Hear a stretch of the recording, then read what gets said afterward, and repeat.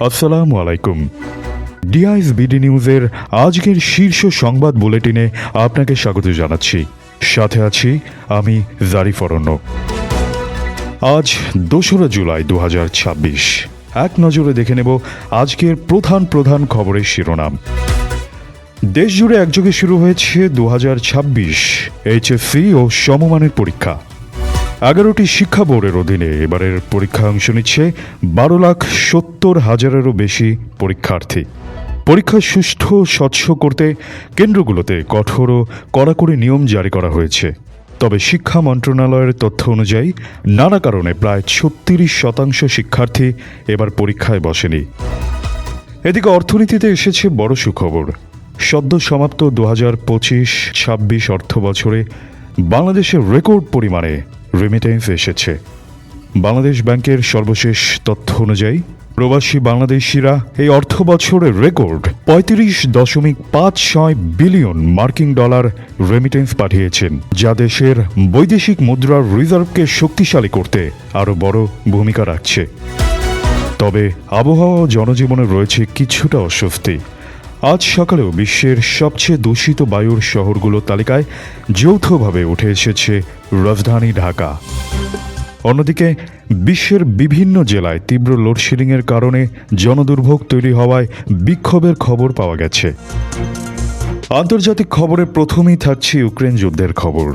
গতরাতে ইউক্রেনের রাজধানী কিয়েভে স্মরণকালের সবচেয়ে বড় ক্ষেপণাস্ত্র ও ড্রোন হামলা চালিয়েছে রাশিয়া।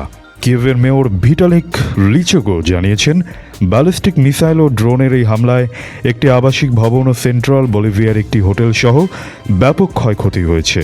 হামলায় অন্তত ১১ জন নিহত ও বহু মানুষ আহত হয়েছেন।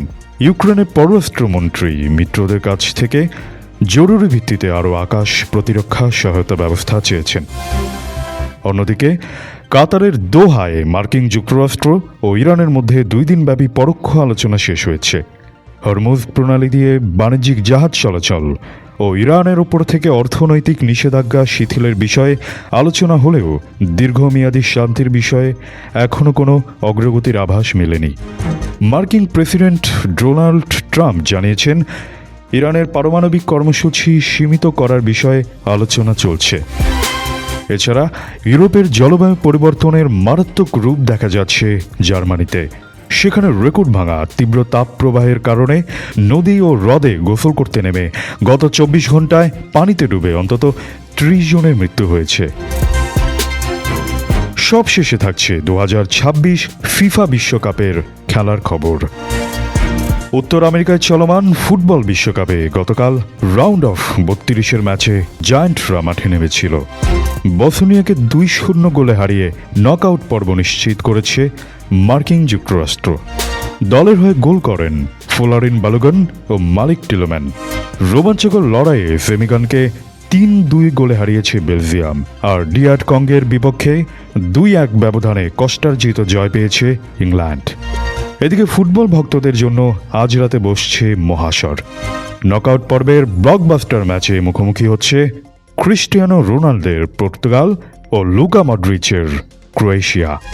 অন্যদিকে অস্ট্রিয়ার মুখোমুখি হবে সাবেক বিশ্ব চ্যাম্পিয়ন স্পেন। এই ছিল এখনকার মতো দেশ ও বিদেশের শীর্ষ সংবাদ। সঙ্গে ছিলাম আমি জারিফ অরণ্য।